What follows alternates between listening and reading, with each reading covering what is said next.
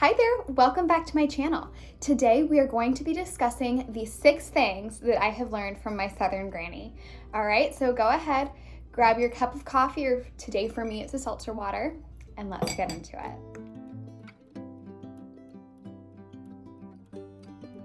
Okay, welcome back. So like I said, today we're going to be discussing the 6 things I have learned from my Southern granny, who of course, given Thanksgiving, given this time of year, I got to spend some time with her this year, which I was so thankful for. And it made me think about the habits that she has cultivated, that she has imparted to me, that I'm realizing maybe are not so distinctly common, but they really are like these classic, like when you think of the Southern wife, like there really is something to that about the Southern wife, Southern women's cooking, just the things of that Southern hospitality that she really has made an effort to impart into me.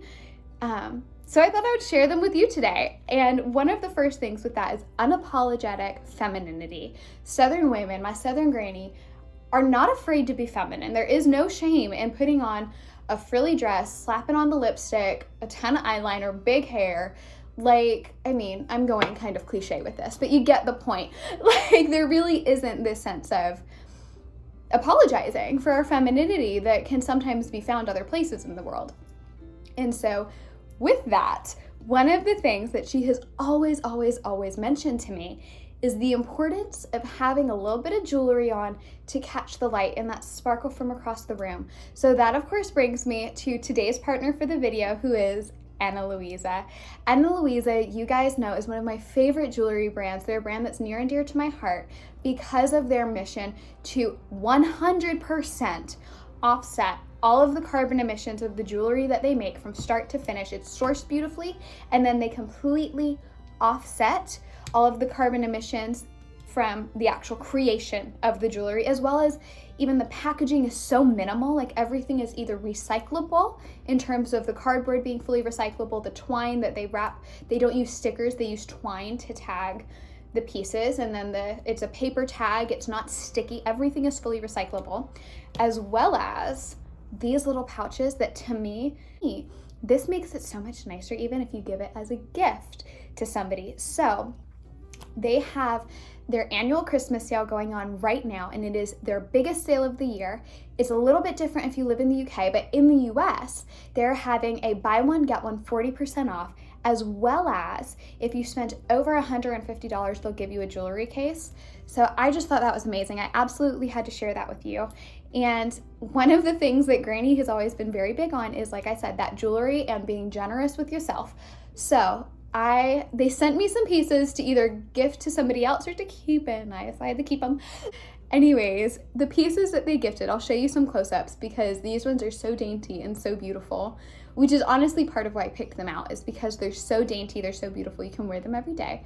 But it is these little gold huggy hoops, as well as this gold bracelet that you can see I'm wearing with the other ring that I have from them. And I just love how it all pairs and stacks so beautifully, but it's so dainty. It's the type of jewelry that, because of the high quality, it's such high quality that you really can wear it every single day. I mean, I think y'all know and have seen on my Instagram by now, I have not taken this ring off since I've received it, and there's no plans to take it off. And I'm expecting the same these rings have not come out of my ears since they arrived, literally, because they're huggy hoops. And the same with this bracelet. They're just the highest quality. So I will go ahead and show you guys some close-ups so you can see it in fuller detail. One of the things I love about Louisa is that they have such a wide range of prices. So the prices start from $39 and range to higher end. My earrings are the mini huggy hoops, and they were $59. And this bracelet is the Pietro bracelet. I believe I pronounced that right. Also at $59. So there really is something for everybody. But in addition to that, with the jewelry, the other element of unapologetic femininity from my grandmother that I have received is that of, when I think of her in the morning, when I think of her first thing in the morning, I always think of her with this Vera Wang robe that she has. It's white with these purple flowers, and always a little bit of lipstick, her jewelry on, and her hair nice and neat. And I mean, we will have all just rolled out of bed. It's like 7 a.m. We haven't brushed our teeth, but she carries herself like a queen. And that has always stuck out to me. It's not this like sloppy, messy bun and sweatpants that you think of now. When she was with us, she would either have on her robe or some elegant pajamas and then a little bit of lipstick, which I was thinking when I was filming or making my notes for this video. I don't think I've ever seen my grandmother without lipstick on. That just occurred to me. Like, I cannot think of the look of her naked lips. I just only think of it with lipstick, which I kind of love. Like, it's that element of staying put together, of being unapologetically feminine in a way that I feel like we've really lost in this era. And then in addition to that, my second point, that was point number 1, was unapologetic femininity. And flowing from that is that of creating authentic beauty in your space, as opposed to whatever's trending or whatever's just at Pottery Barn. Like, when I think of her home, it is very distinct. It is Granny's house. And I think of these beautiful blue, like this gorgeous robin's egg blue sofa set that she has. It's very plush, and it's just, I mean, honestly, it's like, it's my favorite shade of blue. And it ties in with all of her other colors. She has these pieces that, again, catch the light. Everything is picked in such a way to kind of tingle your senses, like draw you in. And when I think of walking in, again, it's these warm colors, it's inviting, and immediately there's this smell of like vegetables cooking and, you know, the taste of sweet tea. All these senses come to mind that are engaged in her house, and it's in a very timeless way. Granny's house is Granny's house. It's not outdated. It's not hyper trendy. It's just Granny. It's her. It's her personality. It's this timeless thing that, yes, pieces have changed and things have been switched as time has gone on, but the style has remained the same. And it has remained deeply inviting and deeply hospitable, in a place where you want to just kind of come and lay your burdens down. And I love that way of looking at your home, as opposed to being this picture perfect scene, or, oh, we're just a mess, I can't get it together. Everything is always in its place, but it's also very inviting. I mean, even tagged on to that, when I think of when she first found out that I was dating my husband, we weren't even engaged yet. She took me around the house and created for me a little hope chest of these tools that I would need as a young wife, like certain kitchen utensils, which I still have, feather dusters, 2 different types of dusters. And it's funny because now I've moved, I have different things, but I've repurchased those 2 dusters because there really is a point to having the 2 different types. And she mentioned to me to every day, just take a walk with your feather duster. And I love the way that she put that, because it's all you have to do is just take a walk around your house with your feather duster, and then it'll never build up, but it'll keep this just general tidiness, general cleanliness to your home. So that is point number 2, is keeping your home authentic to you, not just whatever's trending. But then point number 3 is the importance of a garden. The importance of keeping a garden. Granny's house would not be the same without her garden. She has this massive, I mean, my granddad, my papa gardens, like that's where all the veggies come from. But she also creating beauty with flowers and these landscapes that even now that they're in their 80s, you know, almost 90, they still maintain it. And it really is just, again, this place where you can come and lay your burdens down.